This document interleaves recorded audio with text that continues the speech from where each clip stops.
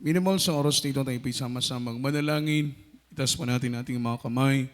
Pagpalain tayo ng ating mahal na Panginoon sa kanyang mga banal at dakilang salita. Let us pray. Hallelujah. Dakilan mapagpala naming Ama sa langit, Diyos na makapangyarihan sa lahat. Sa iyong dakilan mapagpalang pangalan, Kristo Jesus, kami nagpapaabot ng aming papuri, ng aming buong pusong pagsambat, pasasalamat sa lahat-lahat ng mga biyaya at pagpapala na pinagkaloob mo sa amin. Biyaya at pagpapala na hindi mabilang sa aming mga kamay. Napakabuti mo, mahal na Panginoon. Karapat dapat kang purihin, karapat dapat kang sambahin. Pasalamatan ka, mahal na Panginoon. Sa oras nito, narito po kami sa pinakamahalagang bahagi ng iyong banal na gawain ng aming pakikinig ng mga banal mong salita. Batid mo ang aming pangangailangang espiritual. Kasangkapanin mong inyong bang lingkod upang mapunuan ang lahat ng ito sa mga puso't isip ng aming mga kapatiran. Patubayan mo kami, mahal na Panginoon. Anoint the words, Lord. Put thy words in my mouth. Leading prayer for beloved Honorable Pastor. In the mighty name of Jesus, sama-sama naming sinasaway ginagapos ang lahat ng demonyong hadlang sa aming pakikinig, mga pag-alinlangan, gawat na lang ng kaaway. Cast out right now and bind the power of darkness in the mighty name of Jesus. Amen and amen. Amen and amen. Hallelujah. Hallelujah. Praise the Lord. Praise the Lord. Palakpakan po natin ang ating mahal na Panginoon. Malakas na palakpak. Minamahal para sa ating buhay ni Diyos. Sabi ng banal na Biblia, clap your hands, all ye people, and shout unto God with the voice of triumph. Amen? Ipalakpak daw po natin ang ating mga kamay. Sabi ng Biblia, at sabay-sabay tayong sumigaw ng tinig ng may pagtatagumpay. Yan po ang mga anak ng ating mahal na Panginoon. Bago pong lahat, minamahal, all the glory, honor, worship, and thanksgiving only belongs to our Lord Jesus Christ, our dearest Savior, inagibable honor and respect.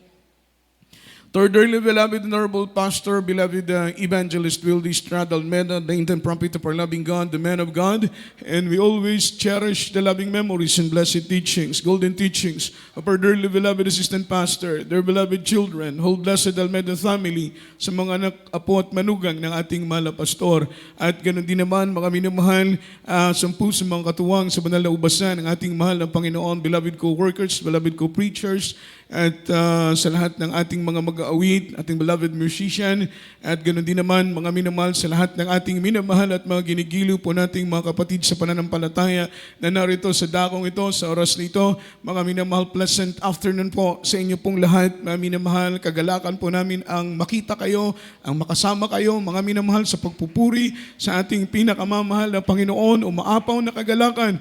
Mga minamahal, kapag aming nakikita ng mga anak ng Diyos sa isama-samang nagbibigay papuri at sumasamba sa ating mahal na Panginoon. Sa lahat po ng ating mga webcast viewers around the globe, mga minamahal, at mula Luzon, Visayas, buong Mindanao, dito po sa dako ng Zamboanga Peninsula, mga minamahal, sa lahat po ng ating mga nearby na mga outreach, mga minamahal, at ganoon din naman sa lahat po ng ating mga Muslim brothers po dito po sa dako ng Zamboanga, at sa lahat ng naabot, mga minamahal ko, ng gawain ito, sa ating pong mga minamahal webcast viewers, mga minamahal sa iba't ibang panig ng bansa, sa dako ng New Jersey, sa dako ng Calgary, sa dako ng Grand Ferry, mga minamahal, sa dako ng Dubai, sa dako ng Australia, sa dako ng Malaysia, sa dako ng Hong Kong, sa dako ng Singapore, ilan sa ating mga kapatid na patuloy pong sumusubaybay sa banal na gawain ng ating mahal na Panginoon. Ipagpasensya po ninyo, minamahal, hindi po namin po kayong maisa-isa. Amen. Gawa ng ang ating oras ay limitado po, mga minamahal. Alas 2:15 na po.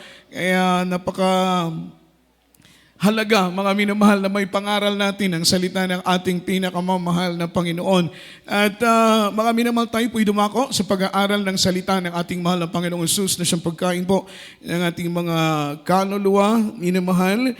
At ihanda po natin ang ating pong mga ballpen, ating pong mga papel, ang ating mga Biblia, na natigit sa lahat ang ating mga sarili. And let's talk about the topic, crush but not destroy. Amen, crush but not destroy. Mga minamahal, dinurog pero hindi nawasak. Amen. Palakpakan po natin ang ating mahal na Panginoon.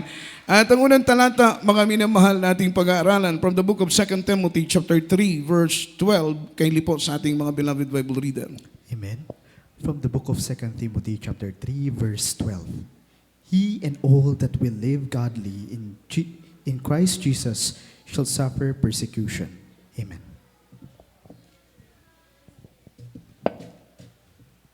Amen. Dito po sa aklat ng ikalawang Timoteo, Kabanata 3, talata po ay 12. Datapwat ang masasamang tao at mga magdaraya, ay praise Lord, hallelujah. O at lahat ng ibig mabuhay na may kabanalan kay Kristo, Jesus ay magbabata ng pag-uusig. Praise the Lord.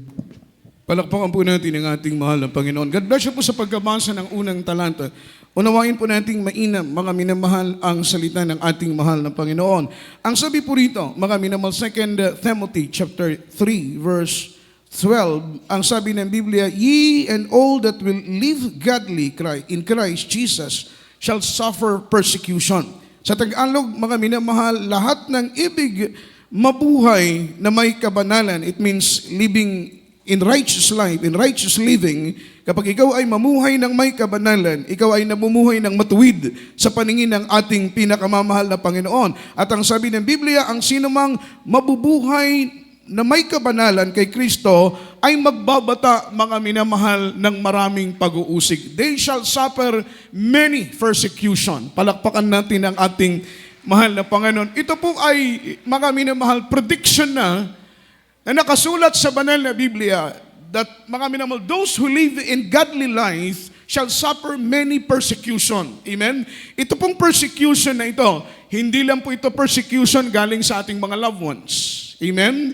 Itong persecution na ito, hindi lang po ito galing sa mga unbelievers. Itong persecution na ito, the first persecutor of a Christian, hindi po yung ating mga kaibigan, hindi po yung ating mga loved ones. Yung number one persecution sa mga believer or persecutor sa mga believers, walang iba kundi ang kaaway ng ating pinakamamahal na Panginoong Jesucristo. Kapag ikaw ay nag-aasam na mamuhay ng may kabanalan, ikaw ay nag-aasam na mamuhay ng matuwid, dahil naunawaan mo, mga minamahal, binuksan ng Panginoon ang puso mo, binuksan ng Panginoon ang isip mo, mga minamahal, na kapag ikaw ay mamuhay ng matuwid, mamuhay ka ng may kabanalan, may langit na inihanda ang ating pinakamamahal na Panginoong Jesus sa iyo.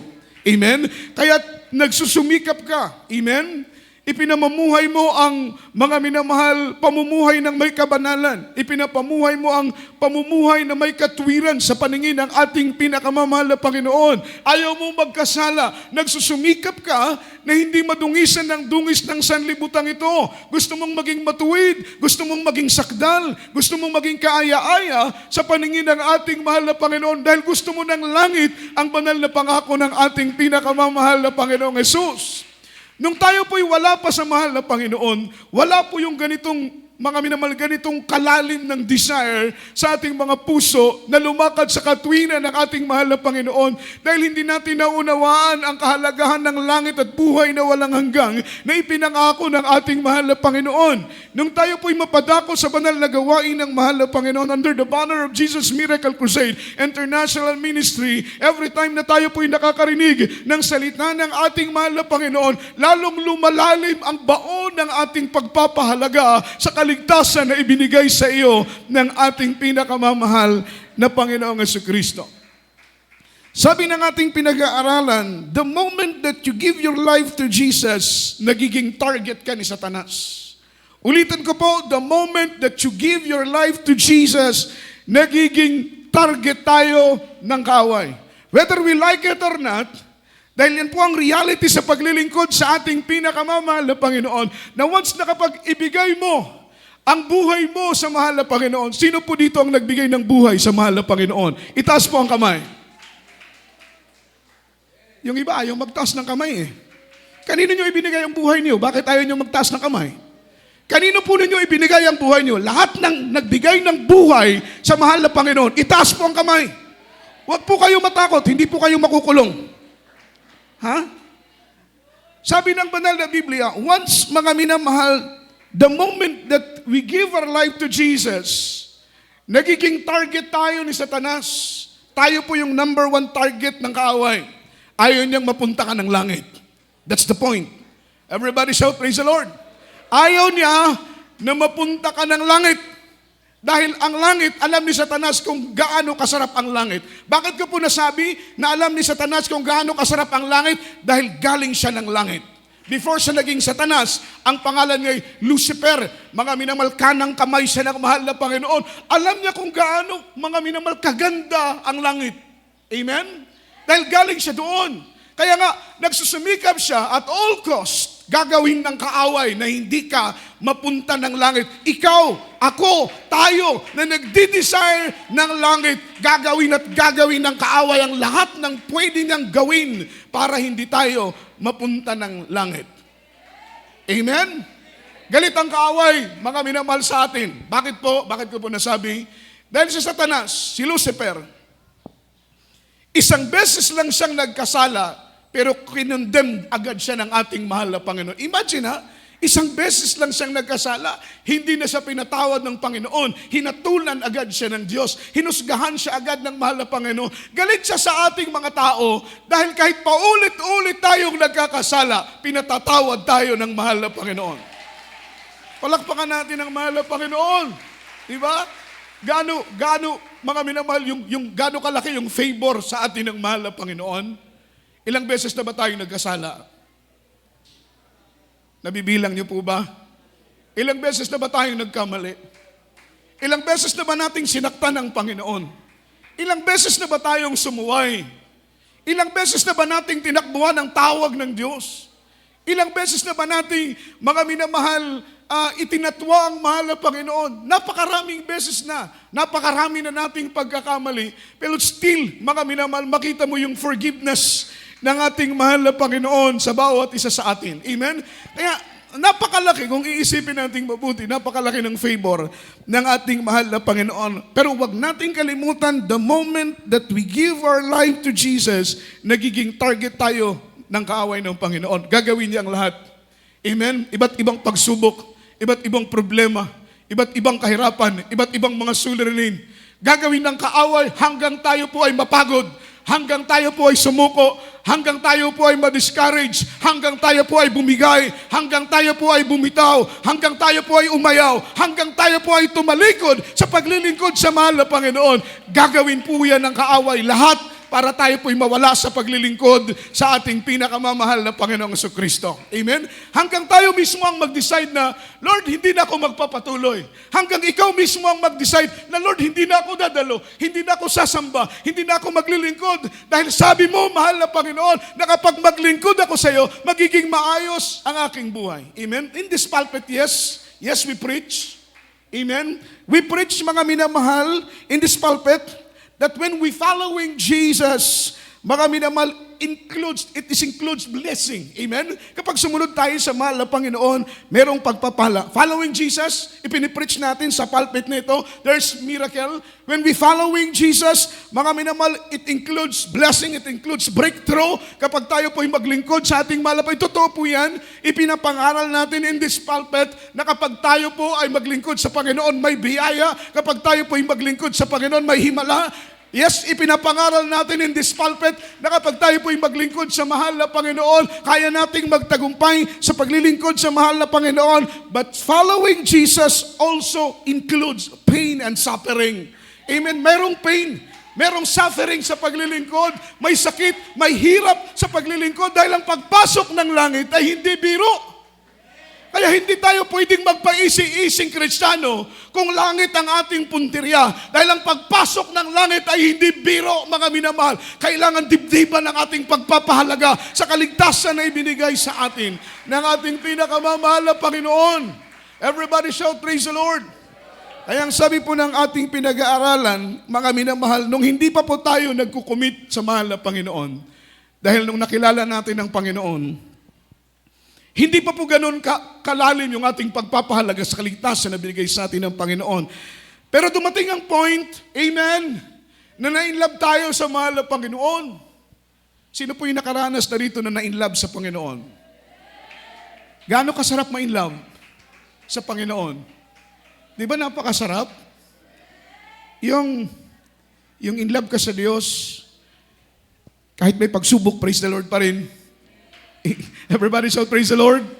Hindi mo nakikita yung pagod, hindi mo nakikita yung lack of financial, hindi mo nakikita yung mga katitisuran, hindi mo nakikita yung layo ng iyong destinasyon, hindi mo nakikita hindi mo nararamdaman yung puyat, mga minamahal, basta ang mahalaga sa iyo, iniibig mo ang Diyos. Palakpakan po natin ang ating mahal na Panginoon. Nung na-inlove ka na sa mahal na Panginoon, amen, nag-commit ka na sa Diyos, ibinigay mo ng buhay mo sa mahal na Panginoon. Kaya't magtataka ka, nung hindi ka pa nagkukumit ng buhay mo sa mahal na Panginoon, wala pong mga resistance na nangyayari sa buhay mo. Wala pong mga hadlang, walang kumukontra, amen, sa paglilingkod mo sa mahal na Panginoon. Pero start na ikinumit mo na ang buhay mo sa Diyos. Ibinigay mo na ang buhay mo sa ating mahal na Panginoon. The moment that you said, from this day forward, ibibigay ko na sa iyo ang buhay ko, mahal na Panginoon. Amen? Nasabi natin yun. Everybody shout, praise the Lord. Dahil sa sobra nating pagmamahal, naramdaman natin yung mga minamahal buhay na payapa sa piling ng Panginoon. Naramdaman natin yung buhay na sagana sa piling ng Panginoon, yung buhay na maayos. Naramdaman natin sa Panginoon yung buhay na punong-puno ng kagalakan. Naramdaman natin sa Diyos yung buhay na punong-puno ng kapayapaan. At dahil sa sobra nating pag-ibig sa mahal na Panginoon, winikan natin, mahal na Panginoon, mula sa araw na ito hanggang sa darating na panahon, ibibigay ko ang buhay ko sa iyo, mahal na Panginoon. Paglilingkuran kita habang ako'y nabubuhay, habang ako'y may lakas, habang ako'y may hininga, ibibigay ko sa iyo ang oras, ang panahon ko, Panginoon. Paglilingkuran kita habang pumipintig ang aking puso. Amen? Yan po yung buhay ng mga tao, yung mga salita ng mga tao na nag-commit sa mahal na Panginoon. Amen? Kagaya sa amin, ng mga manggagawa, ibinigay namin ang buhay namin sa Diyos. Wala na po itong bawian. Sino po ba ang nagbigay ng handog sa ibabaw ng altar at ang altar ay unti-unting bumaba at bumalik sa naghandog? Wala po, minamahal. Kapag magbigay ka ng buhay mo sa mahal na Panginoon, wala na po itong bawian dahil ito po'y pag-aari na ng ating pinakamamahal na Panginoong Jesucristo. Palakpakan po natin ang mahal na Panginoon. The moment that you said, from this day forward, Panginoon, ibibigay ko na sa iyo ang aking buhay, mapapansin mo, mga minamahal, pahirap na ng pahirap ang mga pagsubok kasi nga po, target na tayo ng kaaway. Amen? Ikaw at ako ay target na tayo ng kaaway, minamahal. Amen? Hindi po niya pag-aaksayan ng oras at panahon yung mga unbelievers, yung mga taong hindi naglilingkod, mga minamahal sa Kanya, pagkatiyak na bagay na Kanya na po yun. Yung mga taong hindi nagdi-design ng langit, mga minamahal, hindi na po ito pag-aaksayan ng panahon ng kaaway. Pero ikaw at ako, tayo na nasa buong katotohanan, may katiyakan, mga minamahal, ang ating paglilingkod, na kung tayo po'y maging tapat sa paglilingkod, langit ang ating pupuntahan. Kaya, target tayo ng kaaway. Huwag kang magtaka, sabi ng Biblia. Don't be surprised kung merong dumarating na mga pagsubok sa buhay mo. Take note, target tayo ng kaaway. Palakpakan natin ang ating mahal na Panginoon. Amen? Oo, target tayo ng kaaway. Pero may Diyos tayo na nag-iingat sa bawat isa sa atin. Basahin natin following verse, 1 Peter chapter 4, verse 12, after verse 13. Amen. From the book of 1 Peter chapter 4, verse 12 to verse 13. Beloved, think it is not strange concerning the fiery trial which is to try you, as though some strange things happened unto you.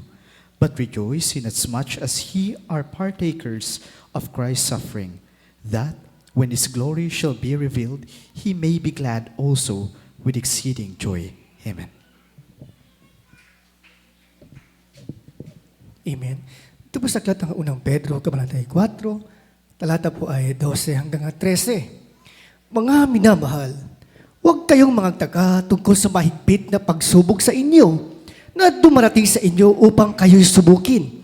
Nawaring ang nangyayari sa inyo'y di karaniwang bagay, kundi kayo'y mga galak sapagkat kayo'y mga karamay sa mga hirap ni Kristo upang sa pagkayag ng kanyang kaluwalhatian naman ay mga galak kayo ng malabis na galak. Amen. Rejoice, sabi ng Biblia, but rejoice.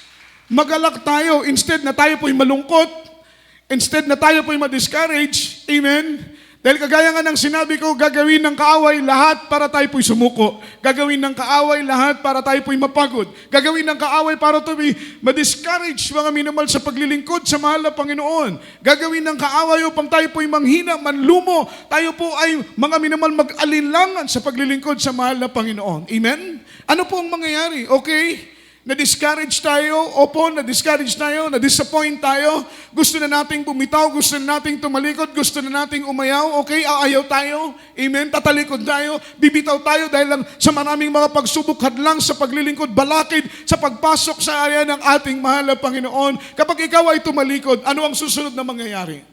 Do you think na magiging masaya ka? Do you think na magiging maayos ang buhay mo? Mapupuno ka ng kagalakan, magiging payapa ka kapag ikaw ay tumalikod sa ating mahal na Panginoon. Sabi ng banal na Biblia, mas magiging worst ang sitwasyon mo, ang kagalakan mo kapag ikaw ay tumalikod sa paglilingkod sa ating pinakamamahal na Panginoon. Yan po ang totoo.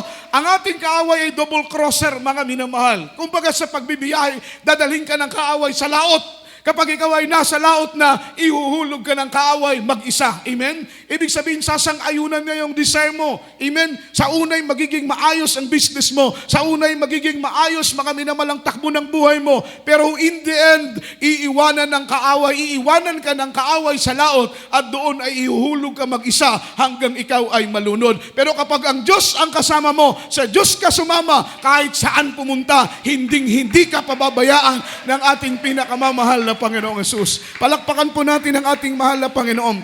Don't be surprised, sabi ng Biblia. Huwag kang magtaka. Amen. Sabi ng salita ng ating mahal na Panginoon, mga minamahal ko, huwag kayong magtaka tungkol sa mahigpit na pagsubok sa inyo na dumarating sa inyo upang kayo'y subukin na waring nangyayari sa inyo na hindi karaniwang bagay.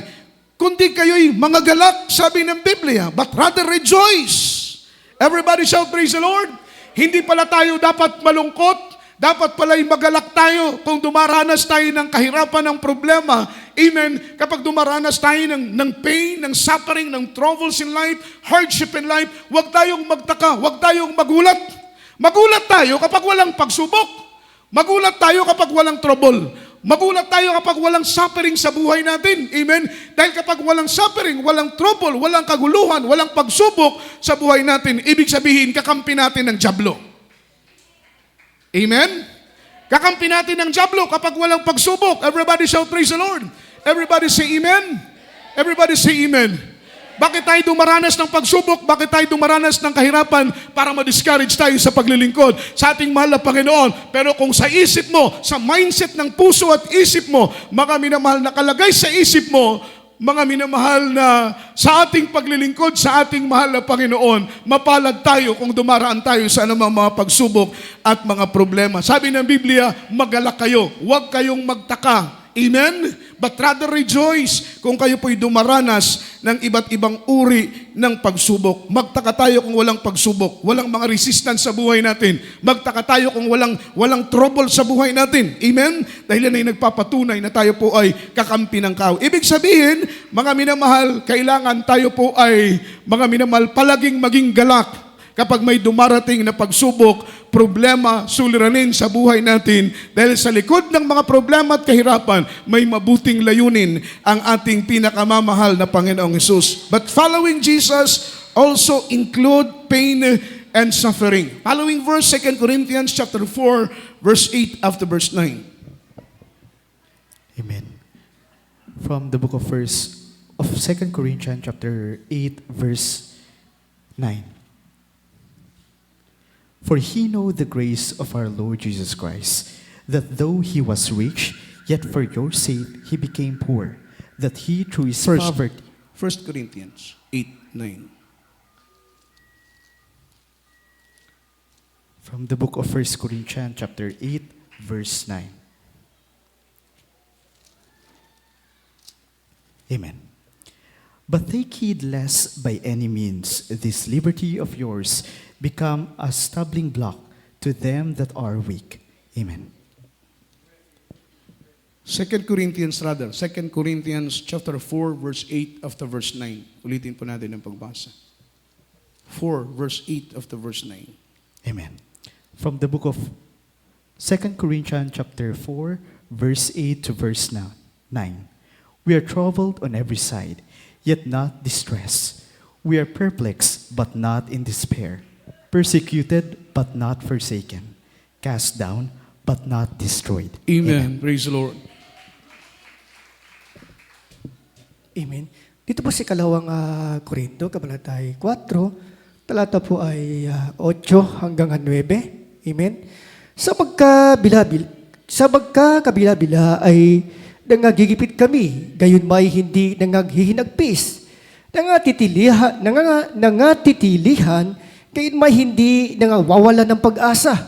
Pinag-uusig, gayon may hindi pinababayaan. Inilulugmok, gayon may hindi nangasisira. Amen.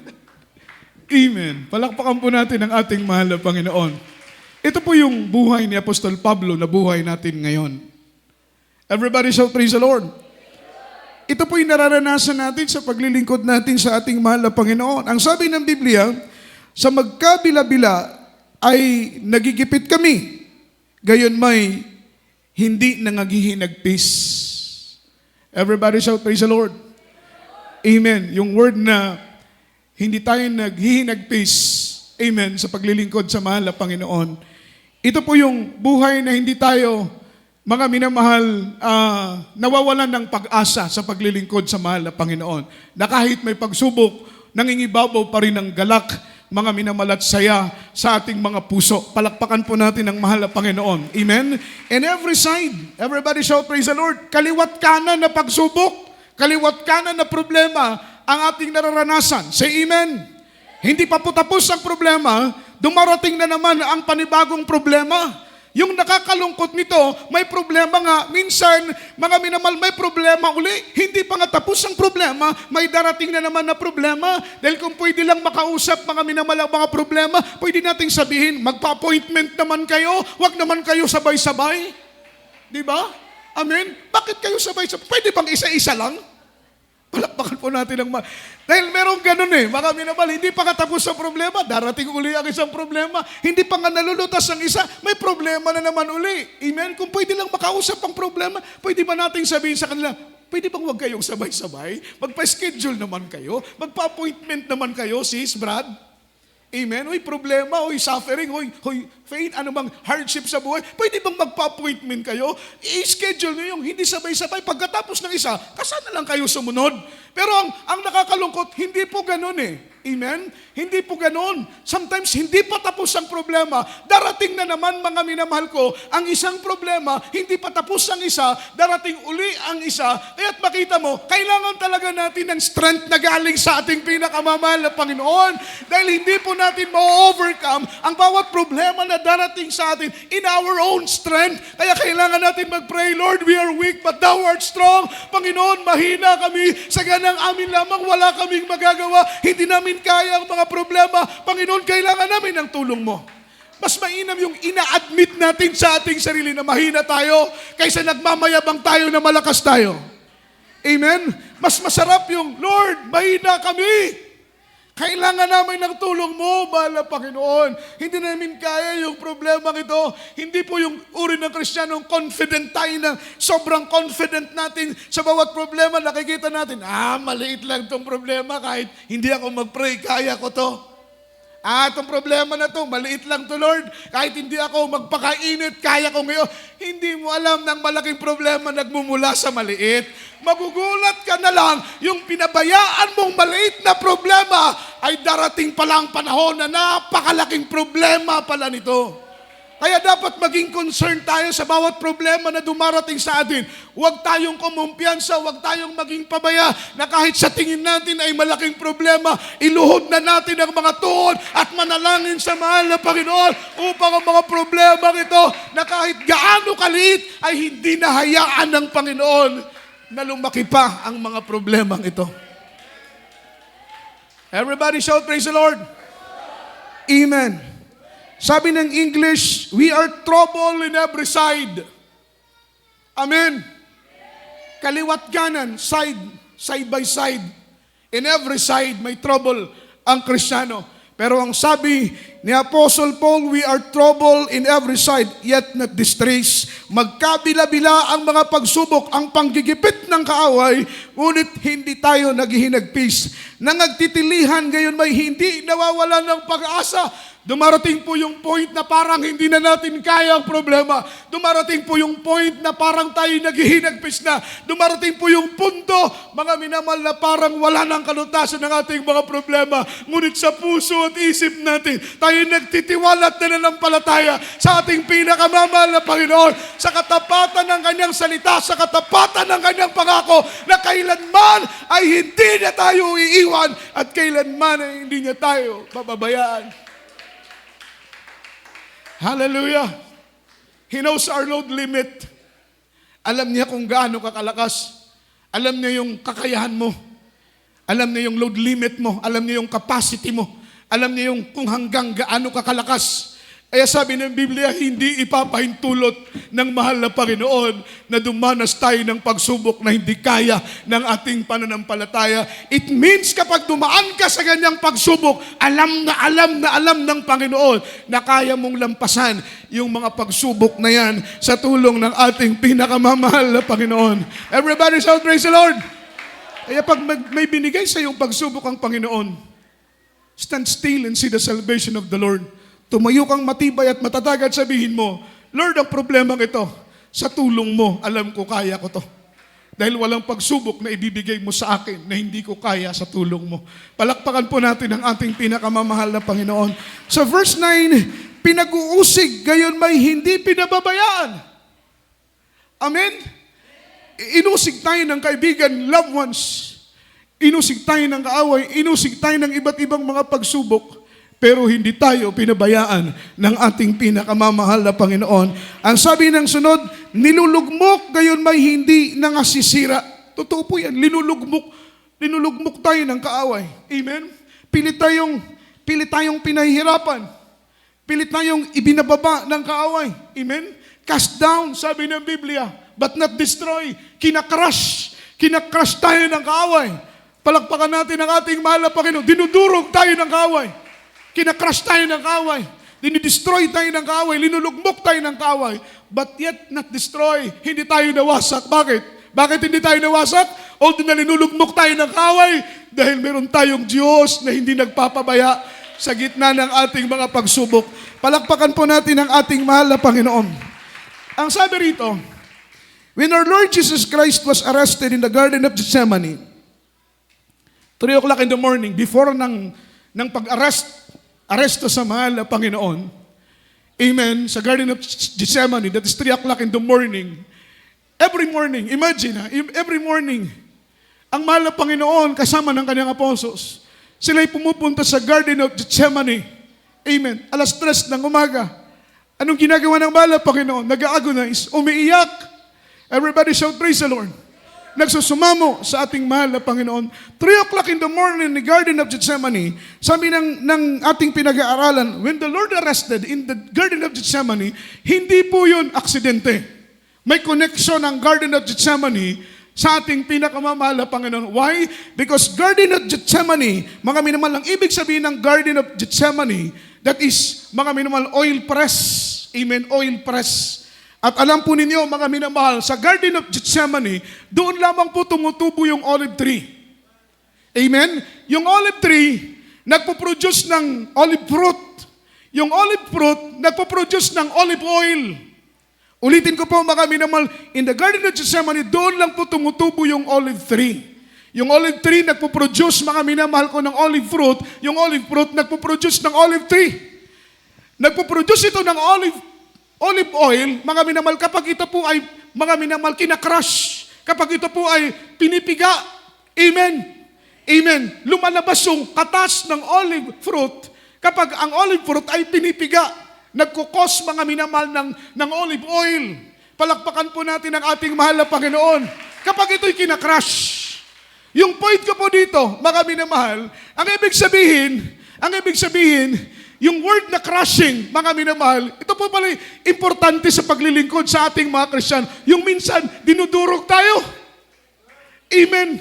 Yung sobra tayong pride, sobra tayong magmamataas, dinudurog tayo ng Diyos dahil ayaw ng mahal na Panginoon maging palalo tayo. Ayaw ng Panginoon na maging mayabang, ayaw ng Panginoon na maging mapagmataas tayo. Kaya kahit preacher ka, kahit worker ka, kahit anong kalagayan mo sa iglesia, kapag nakikita ng Panginoon, ang puso mo ay nagpapalalo, dudurugin ka ng ating mahal na Panginoon. Magugulat ka na lang, mga minamahal, dudurugin ka ng Diyos. Pero kapag ikaw ay magpakumbaba, mga minamahal, pipigain ang pride mo ng mahal na Panginoon. Amen? Hanggang ikaw ay matutong magpasakop, hanggang ikaw ay matutong magpakumbaba sa harapan ng ating pinakamamahal na Panginoong Jesucristo. Ibig sabihin, kapag pinipiga ang olive fruit, lumalabas ang olive oil. Ibig sabihin, kapag may crushing, may nakikitang benefits. Kapag may crushing, merong anointing. Kapag may crushing, merong deliverance. Kapag may crushing, merong blessing na galing sa ating pinakamamahal na Panginoon. Palakpakan po natin ang ating buhay na Diyos. Kaya huwag tayong malungkot kung minsan tayo po ay dinudurog ng kaaway. Sa mga pagsubok, sa mga problema, instead na tayo po'y magpasalamat. Kapag tayo po'y pinipigan ng maraming pagsubok, ito po'y pagpigan ng kaaway upang tayo po'y mawala sa Panginoon. Ngunit ito'y pinapahintulot ng mahal na Panginoon. Yung pagdurog at pagpiga sa iyo, ito po'y malaking pagpapalang idudulot ng mahal na Panginoon. Kung walang crushing, hindi i-crush, hindi pigain ang olive fruit, walang lalabas na olive oil. Walang benefits. Kapag may crushing, may anointing. Kaya po pala, nagtataka ako, mga minamahal, na yung mga anointed preacher ng Jesus Miracle Crusade, ito po yung mga preacher na nakaranas ng mabibigat na mga pagsubok. Amen? Totoo pala yung sinabi sa akin ng ating beloved Kuya Jun, mga minamahal, Isguera. Ang sabi niya sa akin, Brother Joe, yung preacher na matalim mangaral, ito po yung mga preacher na dumanas ng matinding paglilinis, matinding pagtuturo, matinding pagtutuwid, matinding paghugas, matinding pagdurog ng mahal na Panginoon. Pag malampasan nila ang grabing paglilinis, pagtutuwid, i-anoint sila ng ating pinakamamahal na Panginoon. Everybody shout, praise the Lord. Kaya kapag walang crushing, walang anointing. Kung gusto mong maging anointed singers ka, maging anointed na instrumentalist ka, maging anointed na preacher ka, hayaan mo ang mahal na Panginoon. Mga minamahal, iparanas sa iyo ang maraming pagsubok sa buhay. Dahil kapag malampasan mo ang maraming pagsubok sa buhay, mga minamahal, ia-anoint ka, lalangisan ka ng ating pinakamamahal na Panginoon. Palakpakan po natin ang ating buhay na Diyos. Everybody shout, praise the Lord. Kapag walang crushing, mga minamahal, walang benefits. Sometimes, we need to be crushed kapag merong crushing, lumalabas ang anointing. Ibig sabihin, every time we crush, deliverance and blessing will flow in our lives. Amen? Kapag merong, mga minamahal, pagtuturo, paglilinis ang mahal na Panginoon at tayo po'y makalampas, makasurvive tayo sa paglilinis at pagtutuwid ng Panginoong Hesus, mga minamahal, deliverance and blessing will flow. Palakpakan po natin ang ating mahal na Panginoon. Ang sabi rito, even our Lord Jesus Christ endured suffering and pain. Last verse po, mga minamahal, Luke chapter 2, verse 42. Amen. Praise the Lord. From the book of Luke chapter 22, verse 42. Saying, Father, if thou be willing, remove this cup from me. Nevertheless, not my will, but thine be done. Amen.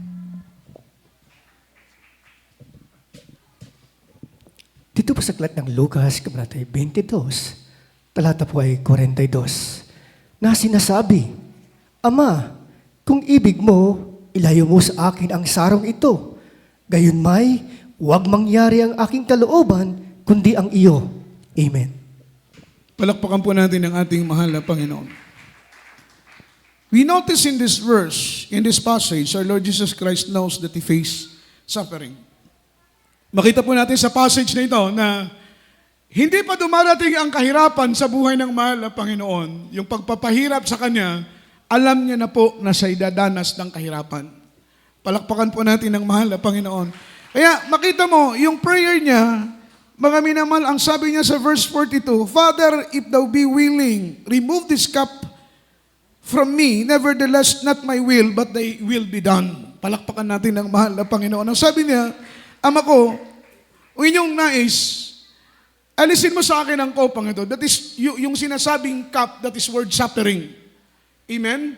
That is word suffering. Ibig sabihin ng salitang kopa, yan po mga minamahal ko ay suffering. Sabi niya, Father, if you are willing, take this cup from me. Take this suffering from me. Kunin mo yung hirap na ito na aking dadanasin. Pero ang sabi niya, yet not my will, but thy will be done. Hindi ang kalooban ko, Panginoon, ang masunod, kundi ang kalooban mo ang masunod sa buhay ko, mga minamahal. Amen? Hayaan natin ang kalooban ng mahal na Panginoon ang masunod. Kung may darating na pagpapala, yan ay kalooban ng Diyos. Praise the Lord. Kung may darating na pagsubok, yan ay kalooban. May layunin ng ating mahal na Panginoon. Pasalamatan natin ang ating pinakamamahal na Panginoong Jesucristo. Everybody shout, praise the Lord.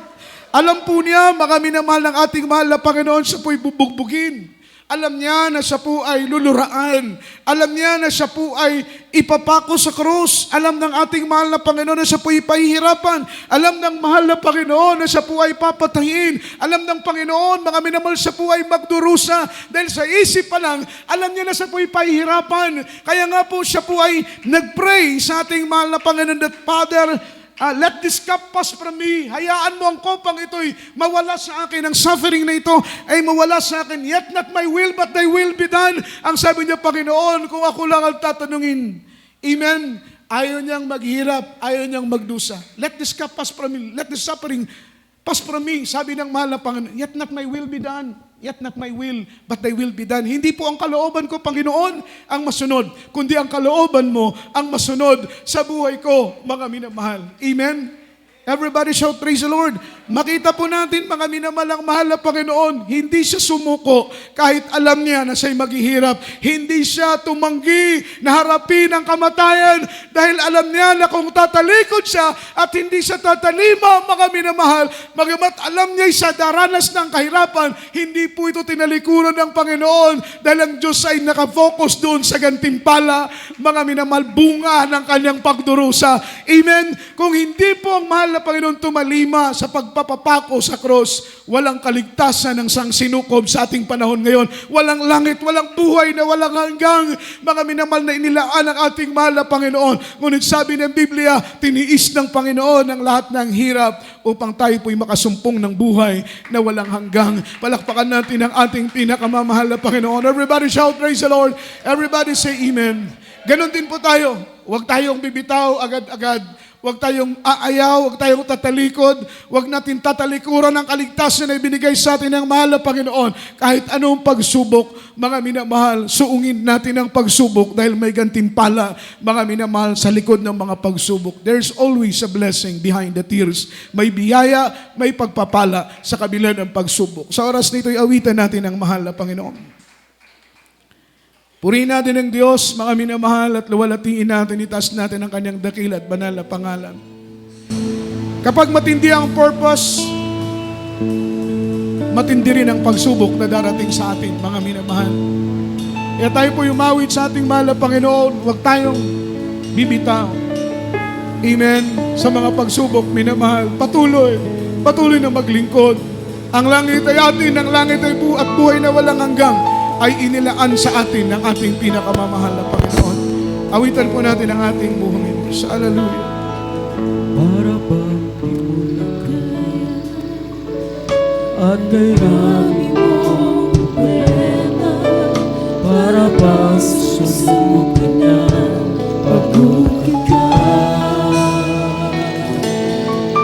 Buksan mo ang iyong mata, di ba't nagtatayo ka pa? Alam ng Diyos na kasama mo siya. Huwag kang bibigay, ayaw magsasama. Huwag kang mapapagod, lalayo manghihina. Gagamitin ka pa ng Diyos, mahal kanyang lubos.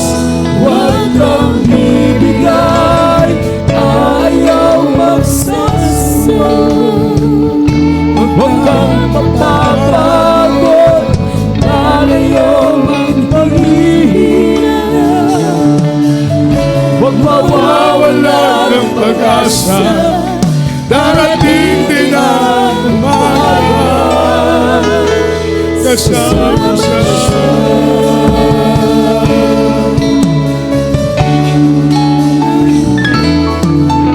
Ipapagod ka niya muli, kung ika'y nagkamali. Itatayo ka niya sa tuwing magdarapa. Malayo niyang iyong darating, wala nang babalikan muli. Kaya mo yung kaibigan, kasama mo siya. Huwag kang ibigay, ayaw magsasawa.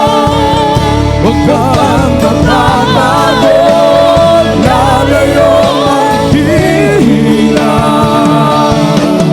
Gagamitin ka ba ng Diyos? Mahal ka niya ang Diyos. Huwag kang ibigay, ayaw magsasawa. Huwag kang mapapagod, lalayo maghihina. Huwag mawawala ng pag-asa, darating din ang panahon. Huwag kang bibigay, ayaw magsasawa. Huwag kang mapapagod, lalayo maghihina. Sabay-sabay tayo kumapit sa mahal ng Panginoon. Pagdating sa Glory to Jesus. Mahal ka niya ang lubos. Huwag kang bibigay, ayaw magsasawa. Huwag kang mapapagod, lalayo maghihina. Huwag mawawala ng pag-asa, darating din ang umaga. Huwag kang binigay, ayaw magsasawa. Huwag kang mapapagod, lalayo ang mahina. Huwag kang mawalan ng mahal ng lubos. Huwag kang bibigay, ayaw magsasawa. Huwag kang mapapagod, lalayo ang hina. Huwag mawawalan ng pag-asa, darating din ang mahal.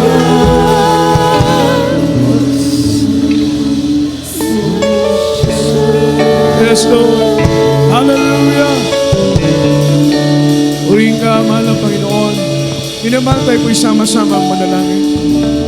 Sabi ng ating pinag-aralan, mga minamahal, the moment